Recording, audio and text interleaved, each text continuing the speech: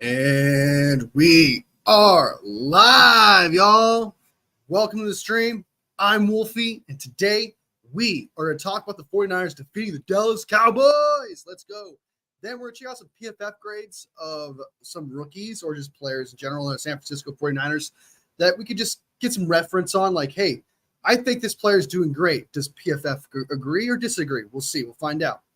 Then we'll also give shout out to George Kittle on tight end day for being dominant as well. And then we're going to read an article on Baldy saying that Brock Purdy needs to be more consistent from here on out. I have not read the article, so it's going to be new to me. It's going to be new to you. Maybe. We'll see. I don't know. What's up, Sam? Welcome to the stream. What up, what up, what up? Hey, if you guys like the stream, please click that like button. Click that like button. I know it looks like I'm saying loser here, but I swear to God, I mean the like button. Or what? Hey, this, there it goes. There it is. That's it. Hit that like. All right.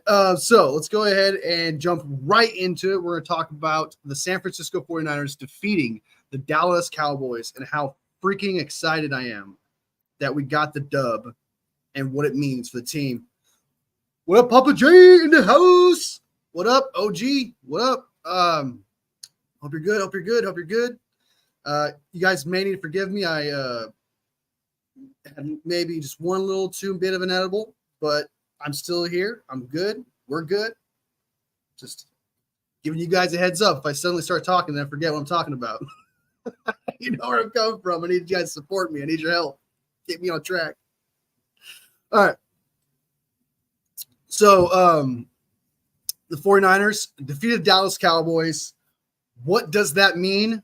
Just what I said if we were to beat them, that we are buyers. We need to go out and get some players. So far, we missed out on Deontay Johnson. We've missed out on Josh Uche, who went to the Kansas City Chiefs, the evil empire, which is one of the most frustrating things in the world. Stop trading with the Chiefs for my freaking God, dude. I'm trying not to curse. I'm trying to put a little emphasis on that. So if it's not as powerful when I say the F word. Freaking is a lot not as powerful. But we really freaking badly need to get a freaking player now. Awesome that our rookies are showing up. They're showing up in critical moments, being very good at their job. Like surprisingly good this rookie class, but it's not enough. We still need help at that D-line position on the edge. The edge is such a problem. Evan Anderson has been outstanding. Clea Davis has been outstanding. I think the D tackles are doing great. Kevin Givens, I don't think he played. Maybe played. I don't think he played. But anyway, edge rusher has been an issue. We need to get an edge rusher. With Ayuk out, we need to get a vet wide receiver. I love Pearsall and what he's doing. I like Cal and what he's doing, sort of. I kind of wish he was involved a little bit more. And that's kind of contradictory by saying, hey, we need the wide receiver. But we need a vet. We need someone who can carry that route running savviness that we can trust out in the field that's been there, done that. Debo is not exactly that kind of guy. You know what I mean? He's not exactly the route runner, the wide receiver type player. He's a yak player. He's a jet sweep, not as good as he used to be. He's kind of declined in that talent of doing jet sweeps. Outside of that, also screens as well. We need a vet in that room. Conley's not it. Sorry, he's not it. Also, if we get another wide receiver, and I'm pretty sure a lot of 49ers fans can agree with me when I say this, if we get another wide receiver, that means there's going to be a significantly less chance we will see Ronnie Bell out there. So it's kind of important. It's kind of important to get a wide receiver. You're doing a lot for the wide receiver core while at the same time making sure Ronnie Bell doesn't see the field. So yeah. Milwaukee in the house. What up? Matthew in the house. What up? Helicopter. Nice. Who watches your streams the most? That would have to be Papa J, I would say. Probably give him that title. But I have a few consistent. I don't want to see anyone else out. Milwaukee's pretty consistent. Sam's pretty consistent. Strawberry Rex comes in every now and again. I swear to God, I'm missing a few other people, but just know I'm thinking of you. Just thinking of you. I got some OGs. Hey, maybe you'll be an OG. We'll see. You know. But I appreciate you either way. I gotta let my dog outside. I'll be right back. Enjoy the chair. Enjoy the fan.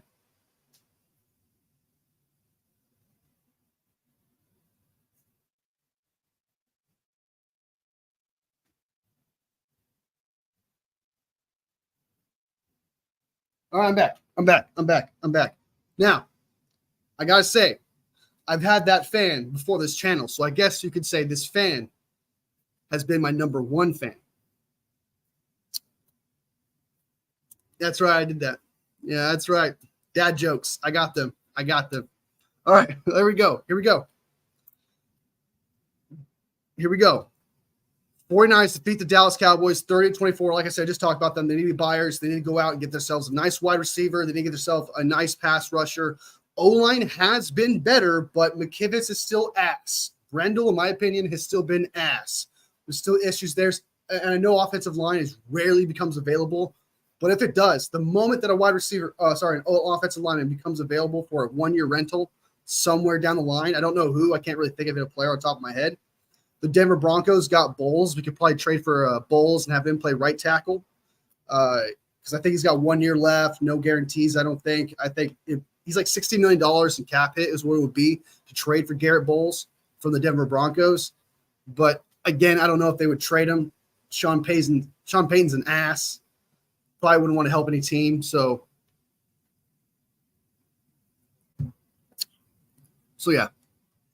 That's why I think the biggest one is wide receiver, tight end wouldn't be terrible, and edge rusher, I think, are our biggest things. Right now, Green and Lenore have been solid. Mustafa has some rookie mistakes here, but I'm seeing him on the field a lot. I'm seeing him pop up, show up, do his thing. Jair Brown, same thing. I'm very impressed with a lot of these rookies coming out and actually being starters, quality starters at that, for this team. There's been some growing pains here and there, but for rookies, they've been outstanding. They're actually filling in these roles pretty well for what they are. Green was the highest rated PFF cornerback in week 8, the rookie. If not for Jair Brown, I think it was Jair Brown. I don't know who it was. Somebody knocked into Green and allowed that touchdown for on CeeDee Lamb. And Green was supposed to cover him. And then Green fell down because I think Jair Brown smacked him and he fell over. So outside of that, I didn't see Green's name much out there, which I guess would say a lot. That's a good thing. It's kind of like no news is good news. So not hearing about a corner throughout the game probably means he's doing pretty well. Val be in the house. Welcome. Hot take, 49ers trade for Banks on the Giants. You guys got a Banks on your team? I'll take it. Is he good? What's his PFF grade? Is he good? I'll take him. And then move him to center or right tackle. As long as he can play center or right tackle, we don't really need another guard right now. We're solid on guard. Center and right tackle is the biggest issue so far on the line. The line, I will give credit to the line. They've been playing relatively better than I expected, but they're still not playing as good as they should be. Having a $60 million quarterback back there. Deontay Banks, he's no. He's a first 2023 first round draft pick. No. Let's check out his PFF grade. Is he doing good? What's his PFF grade? By the way, I don't do PFF. It's not gospel. It's just I don't know the player, so I want to get some sort of reference of the player. You know what I mean? Giants roster. Load, wide receiver. I should be taking corners like this just for Deontay Banks. No, he's been ass. He's been booty. He's got 50-something. He's got like a 50-something grade with PFF. He's not good. Are Cowboys always bad? They're not always bad. They did beat the Steelers, but they are bad. They're definitely not a playoff team in my book. Okay. Cowgirls got nothing good going for themselves. They are in some turmoil. They're in some turmoil right now. Pretty bad turmoil. The Cowboys are screwed. Okay. They just need to sell what they got. Honestly, I wouldn't be surprised if they traded Micah Parsons. Why not? I mean, Micah Parsons practically wants to be an Eagle. Okay, he practically wants to be on another team. Let's be real. All right, trade him to another team. Probably get some picks for your squad. Start over. You already signed Dak. You already signed Lamb, so you might as well do what you can to help them out. The year is over for the Cowboys. Okay, you're practically fighting with the Giants for last place. Okay. Cowboys need to just give it up. Give up the ghost, man. All right, this is not your year. Nothing's magical is going to happen. Nothing good is going for you. Okay, you have multiple games where you're allowed 40-plus points, 30 points against the 49ers. You guys need to that team just needs to move on and start selling. Sell what you got. Your biggest piece being Micah Parsons. I say you trade that dude. Trade him. Get some good picks. Do what you got to do. Eagles would give up a lot for him. I know that they're the division rival. That would never happen. But, like, we all know that Parsons secretly wants to be an Eagle. Let's be real. You know what I mean? He wants to be an Eagle.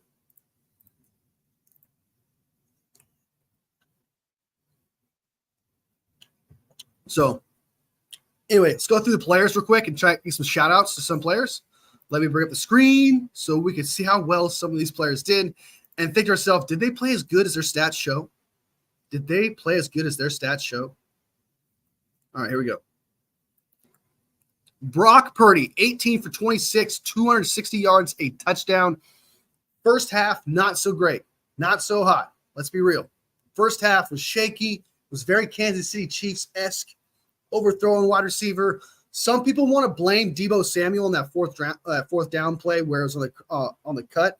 I thought it was on Brock. It was too far behind for Deebo to catch that with the speed that he was currently going. It was up to Deebo to kind of like – he was going too fast. It was up to Brock Purdy to match his speed. That's the point of the quarterback. That's the point. Like, you can't be saying that Deebo was going too fast, all right? It's Brock Purdy's job to deliver the ball in stride the best he can. And that's exactly what he did in the second half. In the second half, he was hitting players in stride. He was confident. He was running for first downs. He was that elite quarterback in the second half that we're used to seeing. Okay, and there was some players you could tell when there was some 3-and-outs. Brock Purdy was frustrated with some of his wide receivers, but he quickly shut it down. He was like, no, I'm not that guy. You notice that in a couple of, like, you know, when you go 3-and-out and the camera pans on the quarterback real quick, a couple times Brock Purdy, you'll see like he wants to start yelling. He stops. He goes, no. Or he'll say like a comment like, you come in or some shit, you know. So he's serious, he directs, and he's a really good quarterback. And we saw that in the second half. He was clutch. What he was in the second half is what I saw from in the playoffs last year against the Lions and Packers. That is the Brock Purdy that I'm used to. Yeah. So we got some comments. Dak Prescott is the highest paid player. Yes, he is, and he played like ass. I did not think he was worth that contract whatsoever. I mean, not whatsoever. Dude's not clutch. He is not big. He cannot beat the 49ers. He probably won't beat the Packers if he plays them again. And he does nothing in the playoffs. It's just so weird that we're so obsessed with regular season merchants, man. Like, what are you doing in the playoffs? That's what matters. There is no next week if you lose in the playoffs. It's a bigger deal. Who are you in the playoffs? Such a bigger deal than we are in the regular season. And to get paid for your regular season achievements is crazy. It's crazy. You don't have to win a Super Bowl to be able to get paid $60 million. Like Joe Burrow went to a Super Bowl. Didn't win it, sure, but he, through the regular season and playoffs, he performs. He performs. Brock Purdy does the same thing. But, I mean, yeah. Dak just never proven that he can do that. Tyler Helton in the house. Best Chiefs fan I know. Rest in peace, Ward's daughter. Yes. Amani Joy. Rest in peace. Rest in peace. Prayers, thoughts, blessings to Charvarius Ward. I can't imagine. Can't imagine.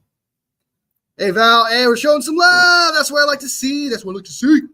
Hey, Tyler, who do Cowboys play next? Let's check. Let's check.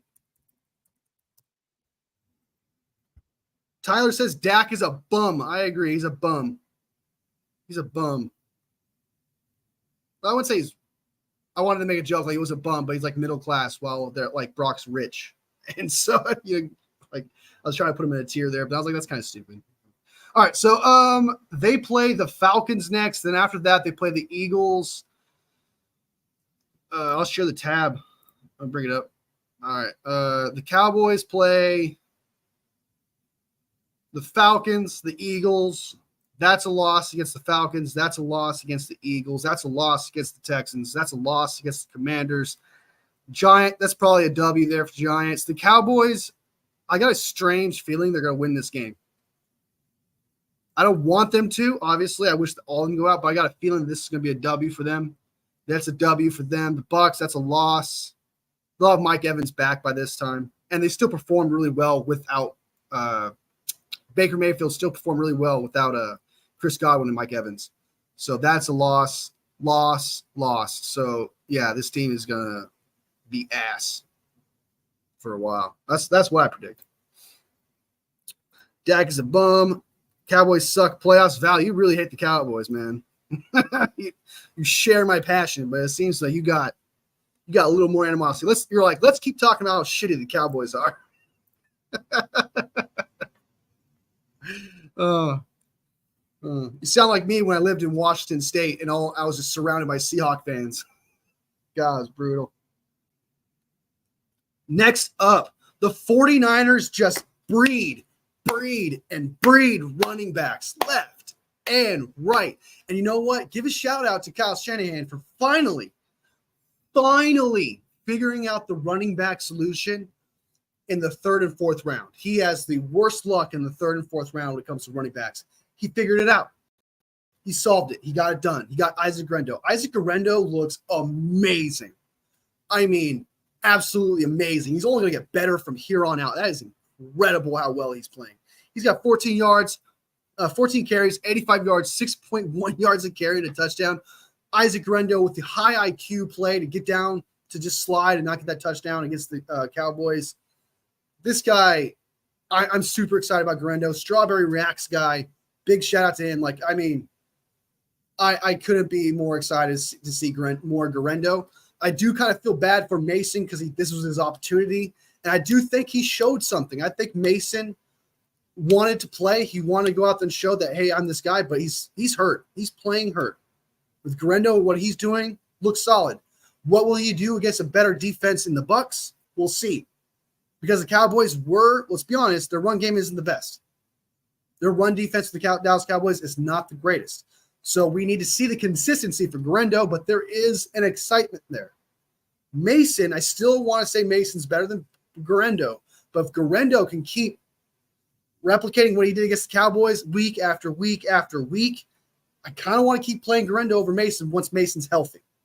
So, and again, I feel bad for Mason because he got hurt, and this was his time to shine. But on the bright side, if he doesn't even get to play or lose his spot to Guerendo somehow, like the starting position, he's going to find a team next year for sure. His audition's fantastic. He passed his audition. I think that if he missed every single game from here on out, next year he will get someone who want to sign him. Heck, we may want to re-sign him. So I'm not saying it sucks for Mason because he was having such a great year, and it's kind of slowing down for him. The future is bright for him. So there are bright sides to. There's a light in the darkness. Is what I'm trying to say. Will George Kittle need a new contract extension soon? I don't think so. I wouldn't re-sign him. I love George Kittle. I do, but he's 32. I think I believe he's 32 years old. Let me double check that before I lie to you guys. I'm pretty sure he's old. How old is he? Before I say that, he's 31 years old. He turned 31 October 9th. So next year he'd be 31.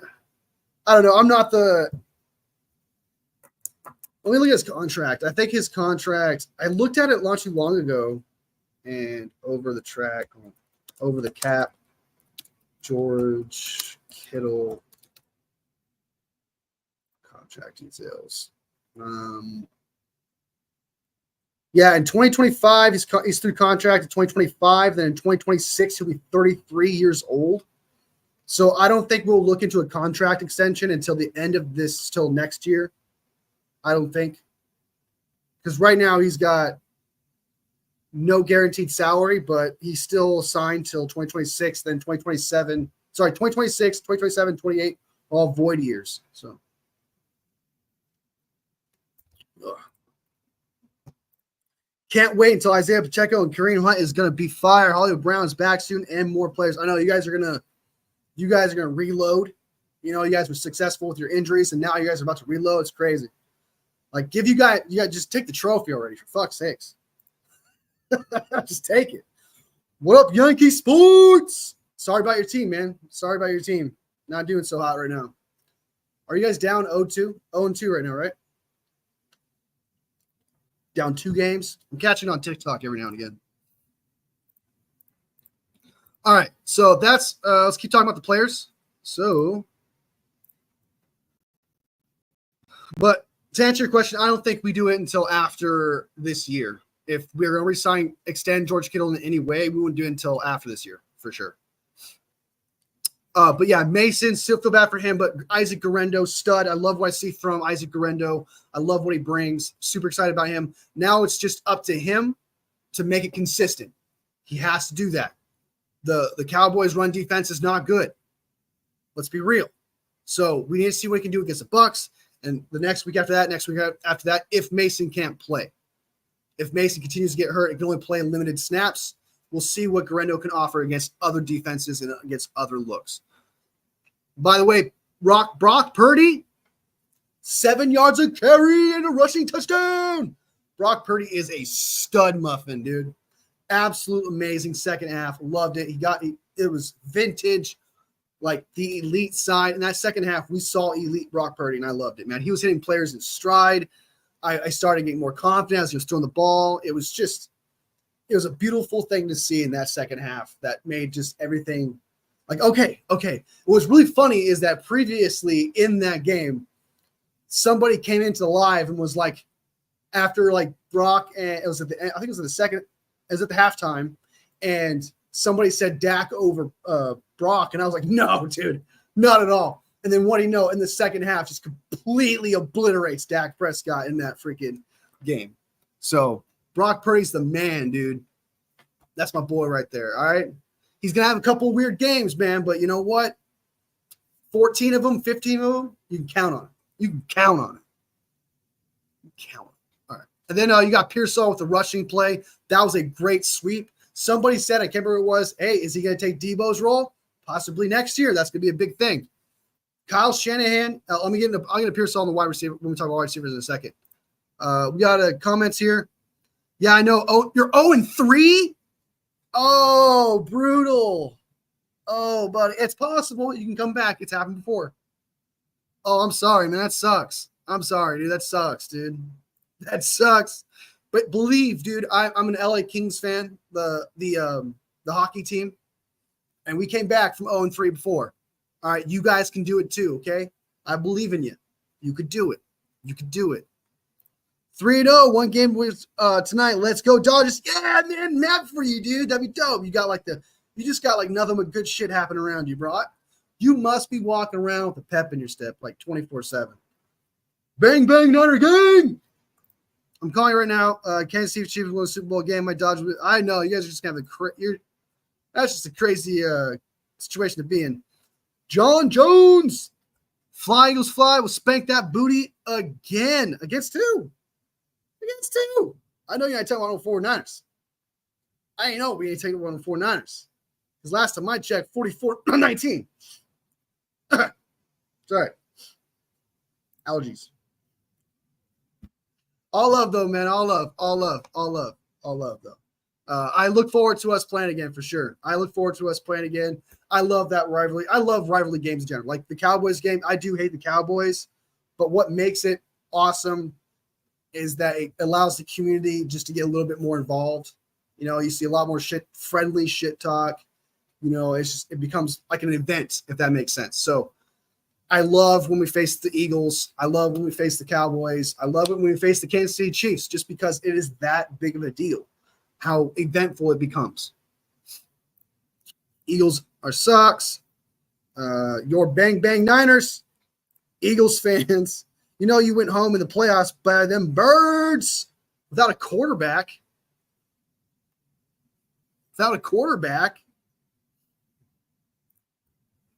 All right. George Kittle, 6 receptions, 128 yards, 21 on average per reception, 1 touchdown. That dude had a phenomenal second half. Brock Purdy was finding him left and right. George Kittle was vintage George Kittle from 2019. And I think it was 20. What was the one where he had a shit ton of yards? Was it 22, 21? I can't remember the entire thing. But George Kittle, amazing to see on tight end day, National Tight End Day. Sunday Night Football made belts for the players, made it for Brock Purdy, Isaac Guerrero, and George Kittle. And I couldn't agree more, them deserving the stars. But if I had to add somebody to that, it's definitely Deommodore Lenoir. That dude was killer. That dude was amazing. Big shout out to Deommodore Lenoir. Clutch interception. Oh. I love how some excuses is better than none. It's the only one I need, Sean. I don't know if you guys seen that movie. I think it's Bad Teacher or something like that, where he's like, 6 rings is your only argument. It's the only one I need, Sean. Hope 49ers fans, since we win Sunday, I'm happy. Yeah. Bang, bang, bang, bang, bang, bang, bang, bang. I heard about that Las Vegas Raiders fans make excuses now. You got it, man. You got it. Like, I mean, the reality of the Raiders, man, I knew that when Patrick Mahomes threw that interception, I thought to myself the moment he picked it off, you need to get into the end zone. You need to make this a pick six, or you're not getting a touchdown. I knew for a fact that was going to happen. I knew for a fact. And when he didn't get it, I was like, well, this is where they take off. That was your momentum moment. That was your moment to get momentum, and you let it slip. You let it slip. So it's like, why did you do that? Like it seems to me like he had way more windows to the right, way more windows to the left, but he was trying to cut up the middle when he intercepted that ball. There was an opportunity, but they let it slip. They did not go full lose yourself. They did not go full Eminem. They didn't do it. They didn't do it. All right, so wide receivers, just got done talking about George Kittle. Amazing player, amazing player. To think at one point I wanted to trade him. To think at one point I was like, let's trade him. He's fantastic. It's one of the things that made me eat my words. I was completely wrong about that. Completely wrong about that. And if it means anything, y'all, Poggy, who's on the Poggy show every Sunday, he reminds me of it every single week when George Kittle balls out. Every week, he lets me know about it. So if it means anything, the days where I need to get shit for it has all gone checked. I promise. 49er Sports. What up, what up, what up? I will fit you in the name. Used to be Yankee Street, but now I'm 49er Sports. Nice, man. It's a good name. I like the name. Somebody needs to take out the Chiefs. Who's going to be? Let's check out their schedule, actually. Let's check out their schedule. I like that question. Chiefs schedule. Who could beat them? Who could beat them? Realistically, the Bucs. The Broncos. The reason why I'm thinking about the Broncos is because division rivals are not the same as other teams. Sometimes division rivals give other people shit. When was the last time did the Broncos give them a tough time last time? I think they beat them, right? Like 30-something to 9. Like, it wasn't a very good game for the Chiefs. Broncos could do it again. Sean Payton is the head coach. The Bills, definitely possibly the Bills. You never know with the Bills. Sometimes I don't know, man. To me, the Bills have a high ceiling, but sometimes they have weird games where they're just not, like, at least 4 games a year. You can count on them not being competitive against whatever possible team, and you expect them to, like, really be competitive. It could be against the Chiefs. But the Bills do it. Panthers, no. Raiders, no. I think the Chiefs are going to take that at 2.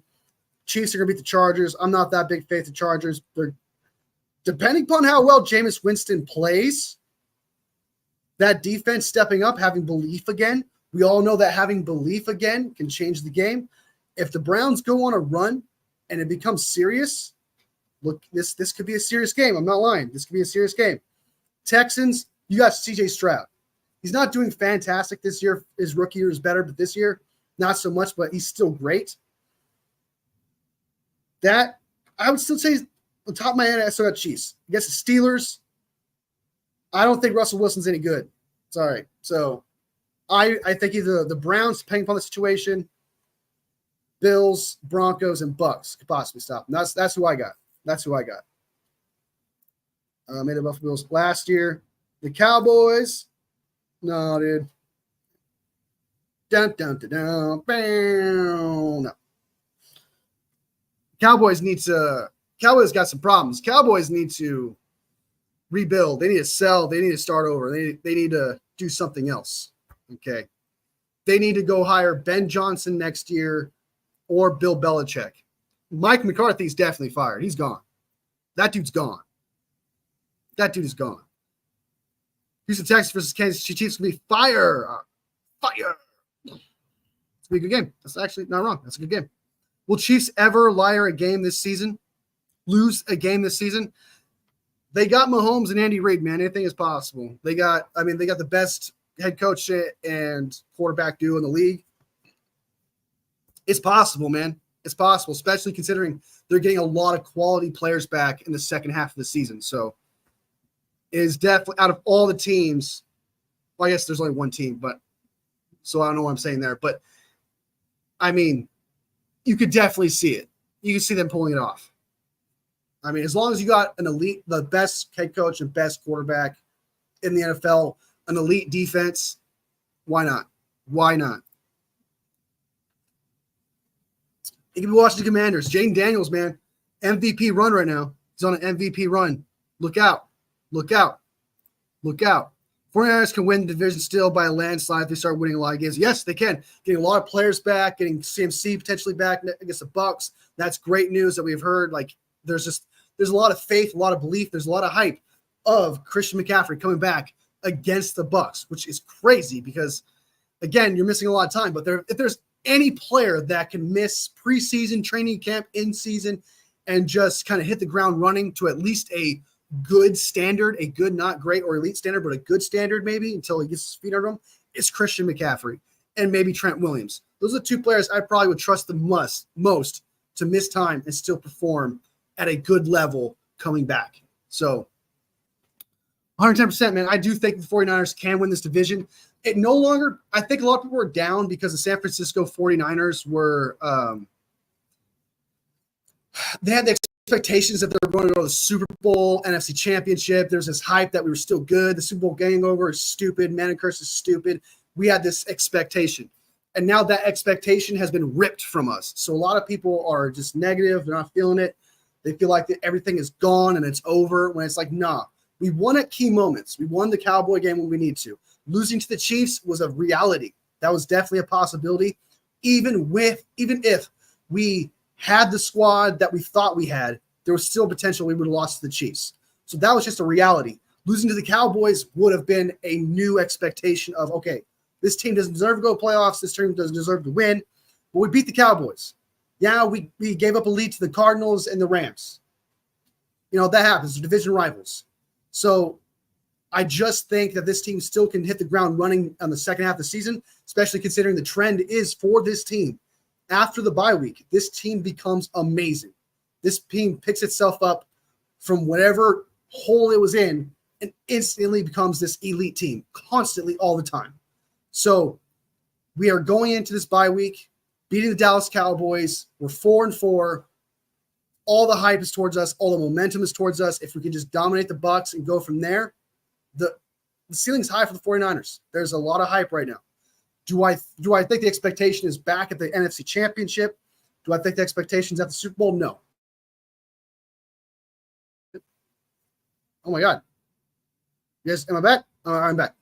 There's still, we don't have that expectation anymore. However, there is now an expectation to beat this division. That's where I look at it. We're facing the division. We're going to beat the division and go to the playoffs. Either the fourth seed, heck, we may not get in the first division, but we'll be second in the division and probably get that seventh seed. That is my expectation right now. It's no longer Super Bowl and NFC Championship, and that's what makes me sad. But like I said, belief and expectation are not the same thing. They're not the same thing. I expect the team to go to the playoffs. I expect to say that's where I'm holding my heart. I believe we can win a Super Bowl.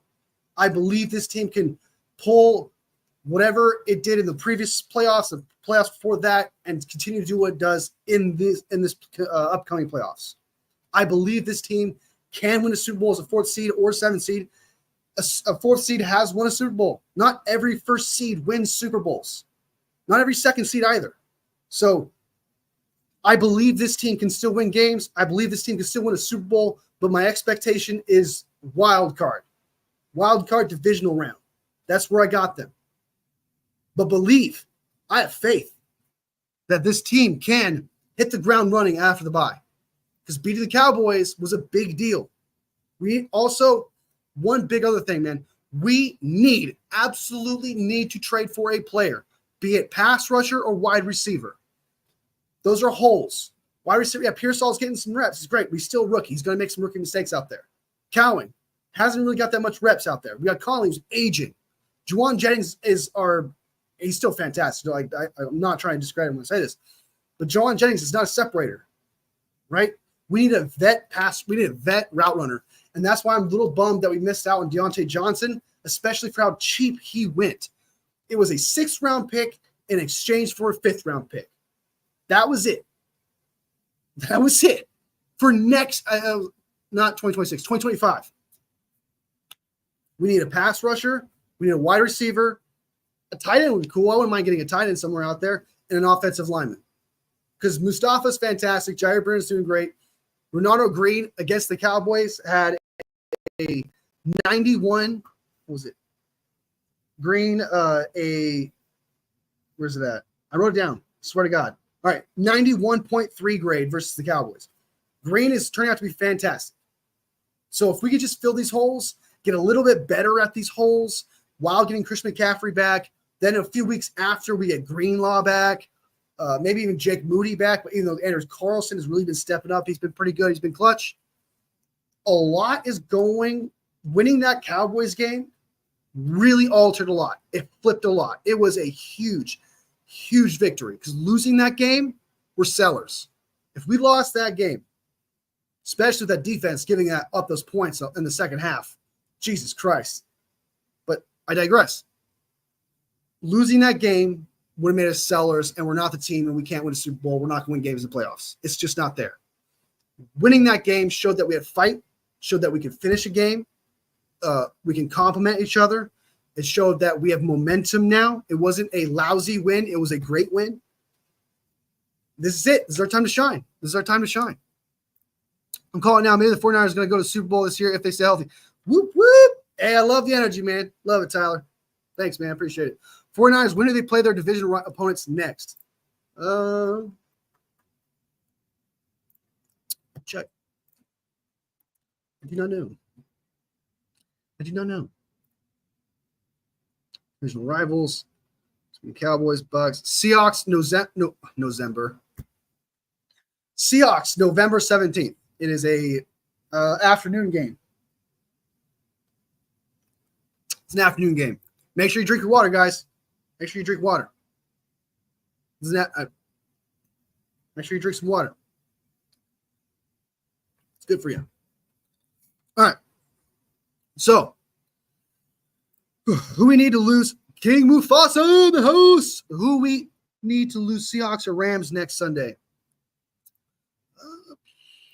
Man. Seahawks. Who do they play? Oh my God, they play each other. I should have known that when you said that. That's actually tough because the Rams had that comeback and they're looking pretty solid, while the Seahawks are looking a bit iffy. If I had to be real, I want the Seahawks probably to win, just because I know we can beat the Seahawks, while the Rams have some crazy momentum. And if the Seahawks beat the Rams, they shut down their momentum. So logically, as a 49ers fan, I would want the Seahawks to win. That way it slows down their momentum. And the Rams, who have beaten us already, get another loss and they fall further down in the division. So definitely thinking Seahawks W. It's probably what I want. Rams can land in trouble. 110%. One in the house. OG.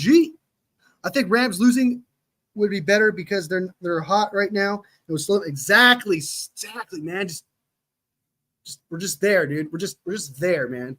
We're bouncing tennis balls off our heads, dude. We're doing it. We're doing it. All right. Let's go ahead and take a look at what Baldinger had to say about Brock Purdy. And this is a little bit boring, guys, but I haven't read this yet, and I kind of want to read it and then give my opinion on it. It's an article about Baldy thinking that, what's his name? Brock Purdy just needs to be more consistent. Where's that? Look, Baldy looking for 49ers, Brock Purdy more consistent and forward. It's a little, this is what Brock Purdy had. No, sorry, this is what, during an interview, Brian Baldinger discussed Purdy's play, emphasizing the need for the young quarterback to improve his consistency in the second half of the season if the 49ers hope to make a playoff push. This is what he has to say. I got mad Cottonmouth, guys. Mad Cottonmouth. Mad Cottonmouth. Cardinals versus 49ers last game of the season, an important game. Yeah, it's going to be big. Did you hear about Ward's daughter? Heartbreaking. Wonder if partly why he snapped at Grant online yesterday, or maybe he just hates him. One or two. But, you know, the only thing I want to say about that is, you know, prayers, thoughts, blessings to him. You know, may Monty Joyce rest in peace. That's sad. And honestly, I don't want to think about anything else. I just want to wish him peace. I want him and the family just to be good.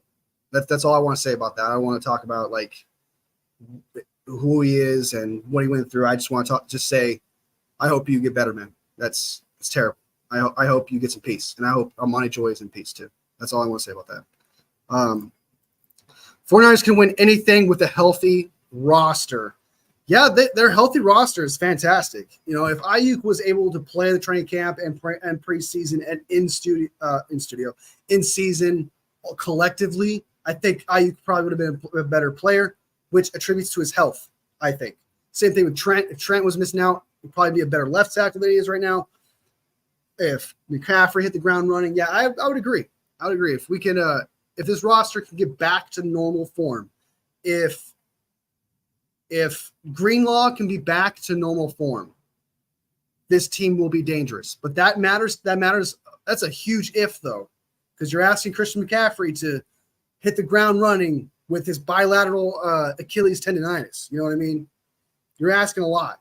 Same thing with Dre Greenlaw. Coming off an Achilles tear, that can make you not the same player, make you not have the same step that you once had. So there's still some ifs that we have to get through. But yes, if this 49ers can get healthy and back into the shit that the players we currently had before we had, the sky's the limit. Sky's the limit. CMC, when we come back again, he should be back. The rumor is week 10 against the Bucks.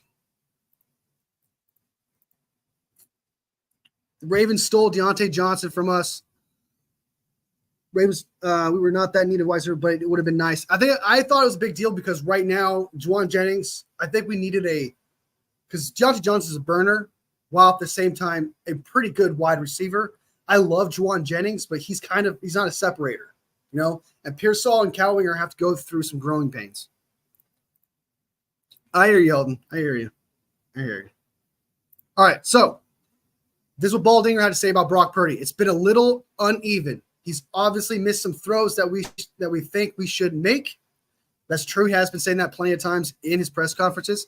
When he gets a clean pocket, his feet are set, and he's sailing a ball here or there, he's a little bit behind some guys. I have noticed that. Clean pocket's doing his thing. When he throws 7 interceptions in the first 8 games, it's never going to sit well with anybody, even if that's not all your fault. But he has been stick accurate the way that I've been seeing him in the past. But he hasn't been stick accurate. Never heard that term before. But I do agree. Everything he had to say there. He's been throwing some balls behind some people, even without pressure. He's been sailing some, you know. And considering what Brock Purdy could have folded against the Dallas Cowboys. You know, he could have given that pressure and, you know, like, can I do the same thing? Can I be the same? Like, what's going on with me right now? Because in that first half, man, it was looking bad. It's what you do, though, that matters. Like, what do you do when everything's going bad? Can you pick yourself up and become a good player? And that's what he does. He does that. He did against the Cowboys. Everything was going wrong for him, but he made the plays that he had to win the game. And that's what makes you elite. Stats matter, but do you have the trait where do you make the plays that you have to win the game? That's the difference between an elite quarterback and a great quarterback.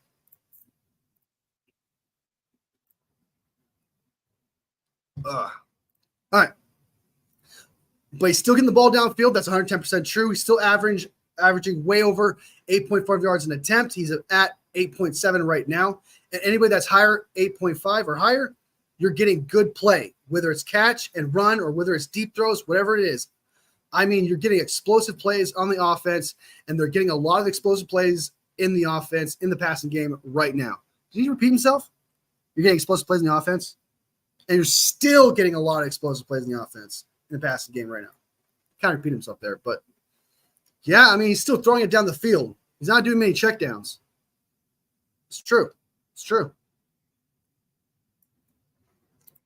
It's true. Purdy just needs to do what he's always done. I think part of the reason why he's just been chucking it sometimes is forcing is because he wants to prove he deserves a contract. That could be it, man. It's your $1 million contract. But hey, if you show up, either some players play outstanding and unbelievable on their contract years, some players fold. And I think personally, that could be part of the problem, but I think it's more than that. I think it's also the fact that he's not familiar with these wide receivers that he's dealing with. I'm not trying to blame injuries, but because there are moments where even if that wide receiver is not getting open, you threw a dumb pass because the ball left your hand and that guy wasn't open. If you get sacked, if you throw the ball away or whatever, and it sucks because you didn't get a touchdown, I can say, well, the receivers are just not getting open. You know what I mean? Like there's no play here to be made. So what is he supposed to do? Throw an interception? I think Brock Purdy at times has felt the need to play hero ball. Like, okay, I'm not making enough plays in this game. I need to make more plays to win this game. And so he kind of forces the issue a little bit.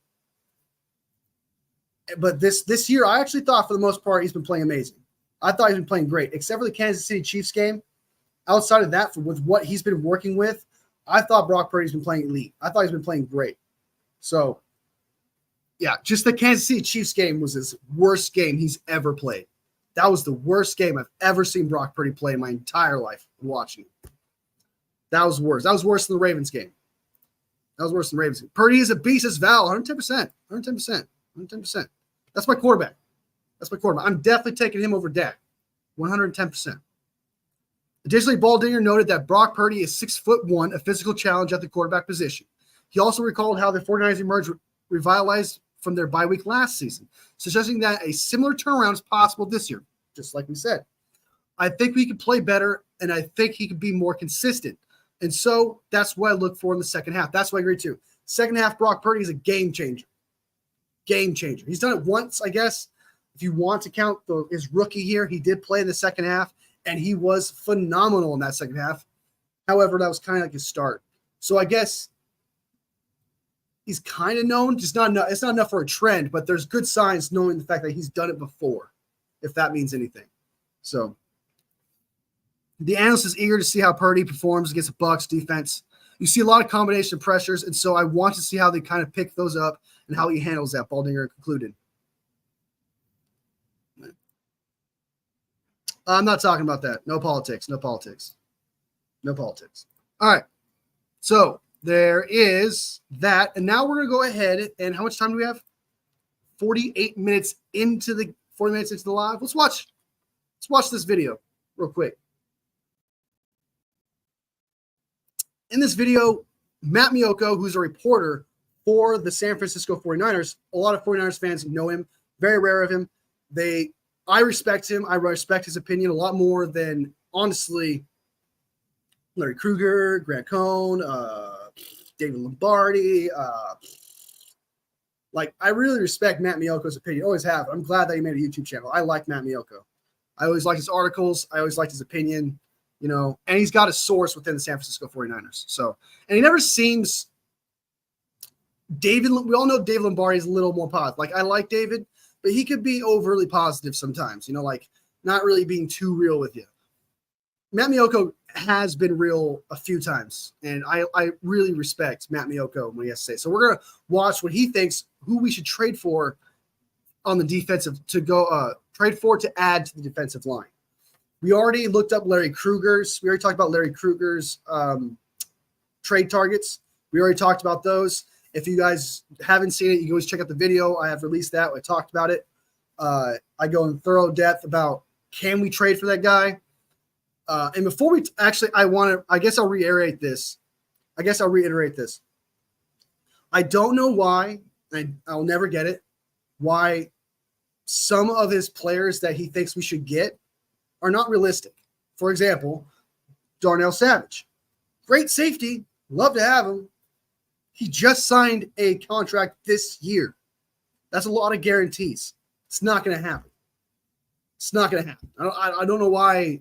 I don't know if he knows that or not, respectively, but every time I watch a video and I hear him bring up Darnell Savage, it makes my head want to explode.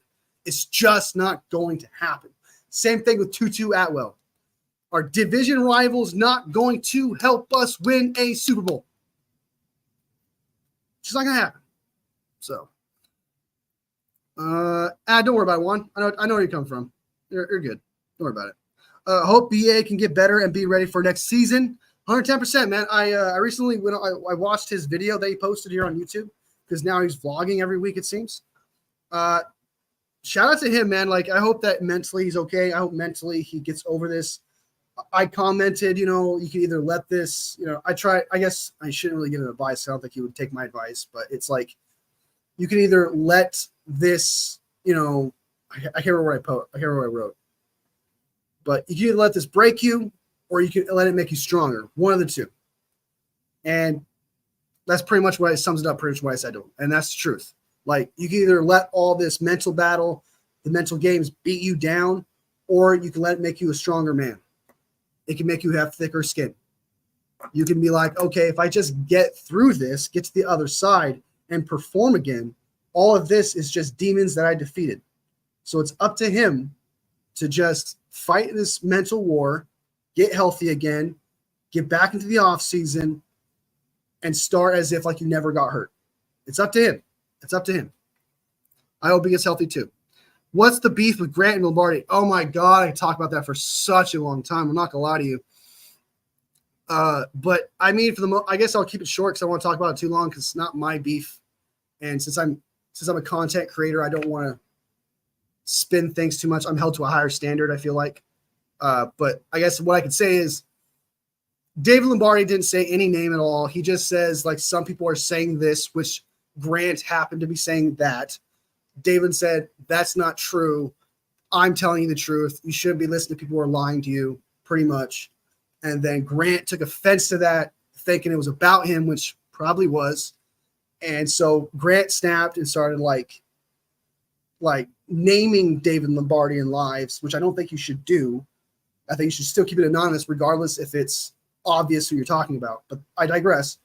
He started naming David Lombardi, insulting him like crazy, and like consistently over a long period of time. David Lombardi did it like one time, and he went on for like months about it. And it was like, dude, just let it go. And then David Lombardi kind of reignited again by saying something else. So it's like this recycled, shit talk thing that's happening. And it's funny to watch, but it's not my beef.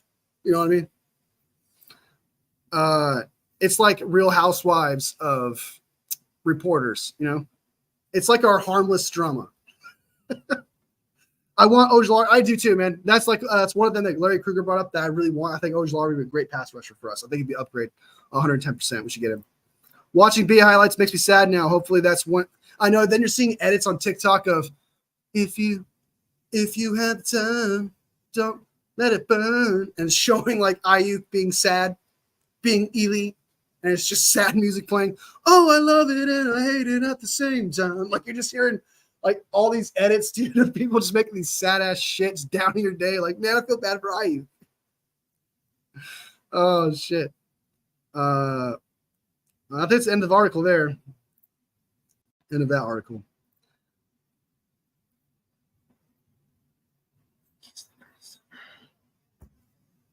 Every time Grant talks about Purdy, he always says, "Well, Lombardi thinks he's the greatest ever." Well, I mean, I think he's pretty damn. You can think a guy's really elite, talk up of him, think he's fantastic playing. He's elite. He's entitled to his opinion there. I mean, it's just the opposite of what you are saying, which is he's not good at all or he's mid. I mean, it's like you guys are both exaggerating.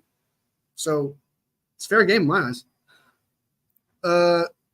So I don't think he's the greatest ever, but I still think he's elite. I think he's fantastic. And if you have stats and facts to back it up, why not preach it?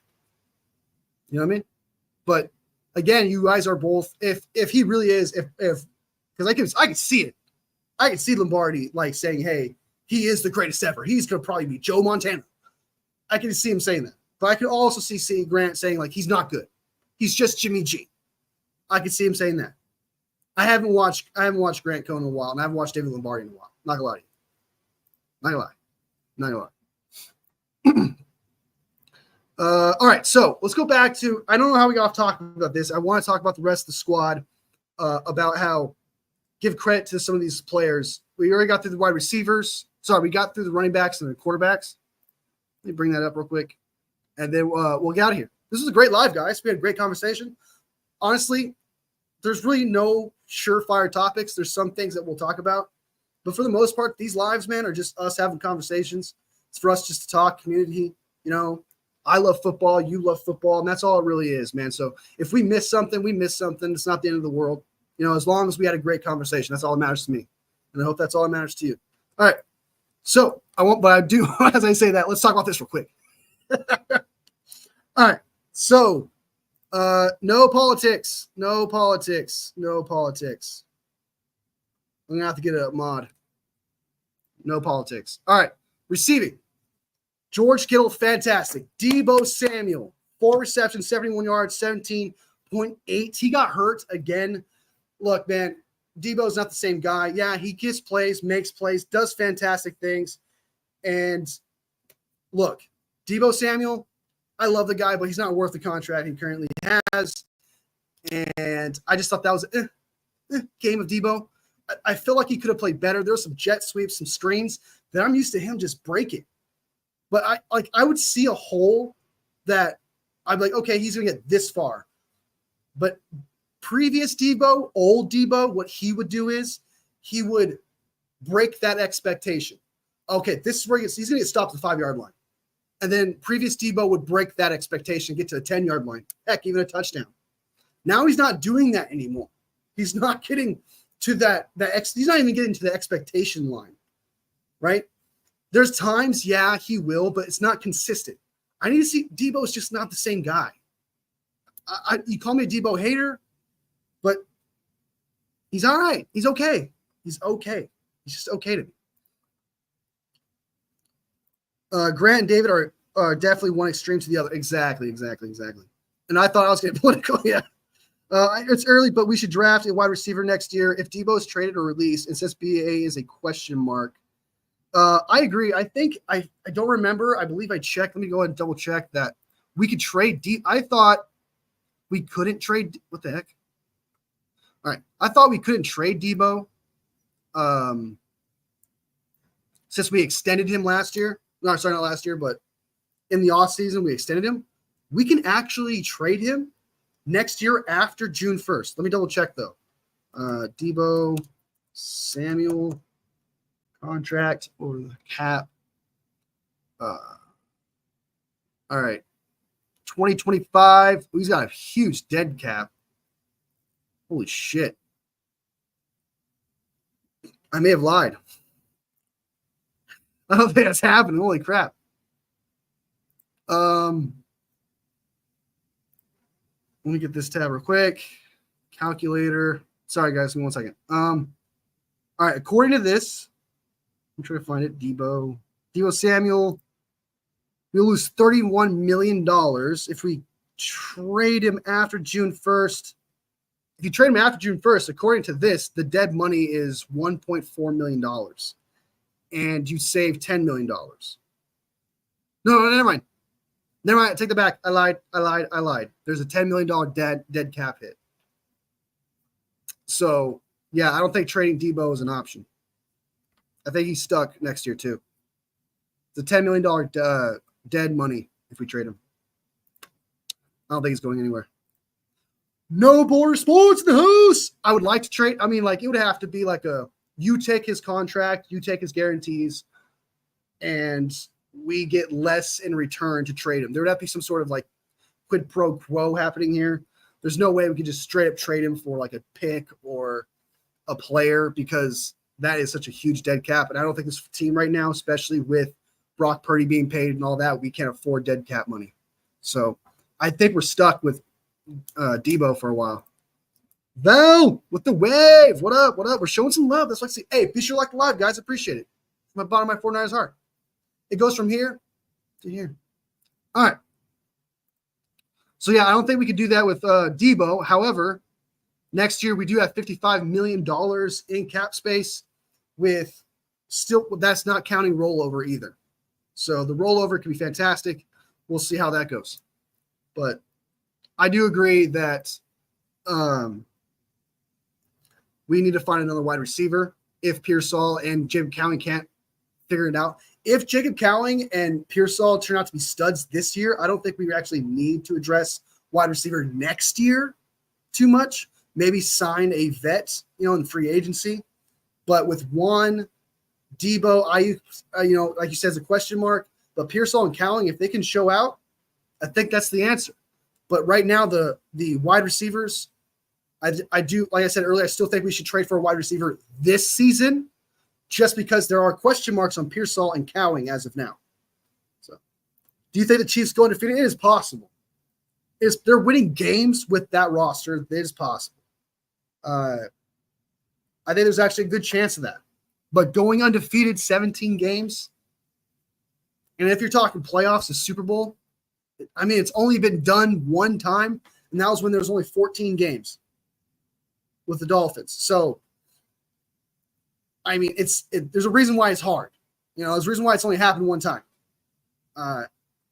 If they do it, they're going to have that pressure. If they go 17-0, they are going to have the craziest pressure they ever felt. To be technically, in my eyes, like the 17-0, will you be like 20-0? Because you got the divisional championship in the Super Bowl. Yeah, so you'd be 20-0. That pressure to go 20-0, it's pretty high, man. It's pretty high. It's the reason why Tom Brady couldn't even do it. The Broncos and Chargers might trip them up. Yep. Division games are not the same as other season games. 110%. I agree with that, Juan. I agree with that. Spit, not fire. So, all right, guys, that is everything. I guess I want to get through these players real quick. Shout out to Pearsall. I love what he has to bring. There's potential there. He just needs to be consistent. I also wanted to sign a wide receiver because signing a wide receiver or trading for a wide receiver shoves Ronnie Bell down the depth chart.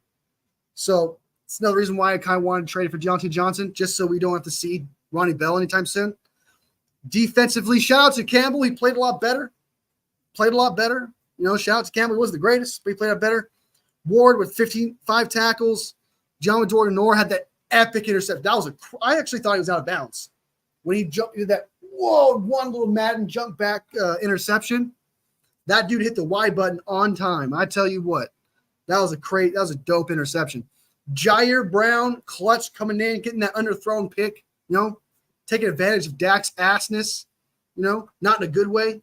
All right. Renato Green was a stud. He had a 91 grade. Got to give a shout out to rookie Renato Green. He was amazing. Sam Aquanu was amazing. He had a sack. These rookies, these young players that we pick up from practice squad that we drafted last year, the year before that, and this year, have been amazing. Malik Mustafa, Aquanu, Green, Brown. Who else am I missing here? And Evan Anderson. Man, Garenda. Like, there's this draft class, man. This draft class. Different positions, but still, I was surprised McCampbell played better than Ward. Yeah, I know. He played a lot better, dude. He played fantastic. He played a lot better. I think he could have got a pick at the end of that game, though. There's one where he kind of like threw it away, and he almost got it. If he paid attention just a second earlier, I think that would have been a pick. I don't remember what down. I think it was 2nd and 10. Dak rolled to his right a little bit and then decided to throw it to the sideline. I don't know if you guys know what I'm talking about. If he just looked at the quarterback for like 1 second prior, that probably would have been an interception. Game winner. All right. That is everything. I'm trying to think of anything else I missed. We talked about CMC coming back. Give a shout out to the rookies. Pooney, by the way, has allowed 0 sacks, 0 hits. He has a 76.1 overall grade, which is 12th in the league for guard. Outstanding. Big shout out to Pooney. Green, I just gave him his flowers. Same thing with Grendo. Cowling so far is a 74.1 grade, even though I haven't seen much of him. And then Mustafa, fantastic. Evan Anderson's fantastic. Pearsall's fantastic. This guy's the second half of this season, man. I don't think something about beating those Cowboys and then what you saw from the rookies and then what you're getting from CMC coming back and possibly Greenlaw. There's hype and potential. We could be walking into a trap where it was just the Dallas Cowboys. They made the Saints look good, for crying out loud. So there may be an overreaction here. But as a fan, I feel it. I do. And that's what, if we went into this week not feeling it, that would suck. But I don't know about you guys. I'm feeling the momentum. I'm feeling the hype. Now we just got to make it a trend. We got to beat the Bucs, and then we go on from there. All right. Shout outs to Juan. Thank you so much for joining the live, man. You're awesome. Val B, you made the live. Appreciate you. Thank you so much. No Border Sports made it at the end, man. Clutch, dude. Clutch joining right there. Papa J in the house. OG, man. Always awesome. Who else? Tyler Helton, coolest Chiefs fan I know. Who else was up in here? Sam's. Thank you, Sam. 49ers Sports, who is Yankee Sports. You're dope as well, dude. John Jones, even though you're an Eagles fan, hey, I respect it. I appreciate the shit talk banter. I don't mind it. I like it. I don't mind it. Makes it fun. Milwaukee, shout out to you. Matthew Gaynor, what's up, dude? And then that's about it. And Sam, thank you guys so much. To everybody who watches this later. And if you like it and you're not subbed, sub. It makes my 49ers heart go from here. And if you like the live, if you were like, I don't like your other shit, but for some reason this live was dope as fuck, but I don't feel like subbing to you, give it a like. Maybe the next one. We'll see. All love, fam. I'll see you next live. See you next live. See